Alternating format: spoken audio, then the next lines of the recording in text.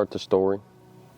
It all started when we bought this piece of land, and we've been trying to manage it and get it back to where it needs to be, because the people on it before us had shot everything, and it's really suffered the past few years, and we've tried to brought it back to life, planting food plots and killing deer that we think needs to, and trying to get the deer herd back up to our standards or how we think it needs to be. So last year I killed that deer in the background right there, and that was a good management deer. He was old, he was 5.5, and just gnarly, heavy bases. And then this year I killed this deer. We've seen these genes before on our other piece up there, and it's just real wide and real pencil horn, short tines. They just never get to be as big as they can be or other deer can be. So when this deer showed up, that's the deer I set my tag on. Like, I went after him all year, and that was the deer from the beginning that I was going to kill, that I wanted to kill. So let's get to the story, get to the hunt.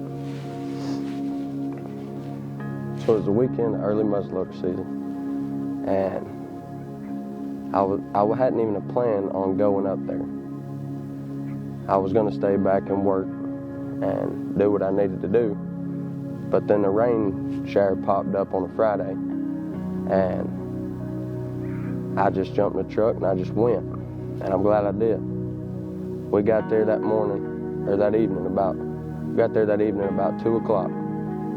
And I went over there and kicked me out of the trail, set up my tripod, unzipped the blind, because when them zip up doors, I didn't want to be loud. This deer's been showing up at daylight, so I had to get in quiet, no noise.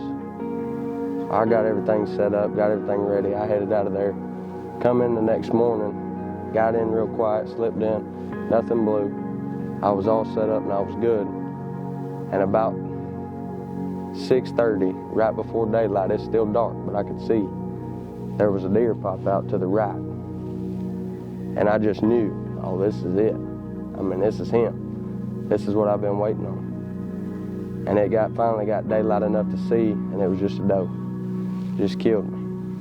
So I was sitting there, and 2 hours had passed on by, and I've seen a few deer, and there's a few deer out in the food plot. And I was filming them, and I was flipping the camera back to me, and I was talking, and just about drove myself crazy, because I was sitting there, I was just bored to death. I didn't know. I thought I had a really good chance of killing him, and it just hadn't happened. And it was just getting later and later, and I was losing hope on it. So I was talking and filming, and there's no audio in this whole video because we got a new camera, and apparently the microphone has a switch on it, and if the switch ain't on, it ain't recording. The other 2 cameras we've had ain't had that, so I didn't have it on. I didn't have nothing.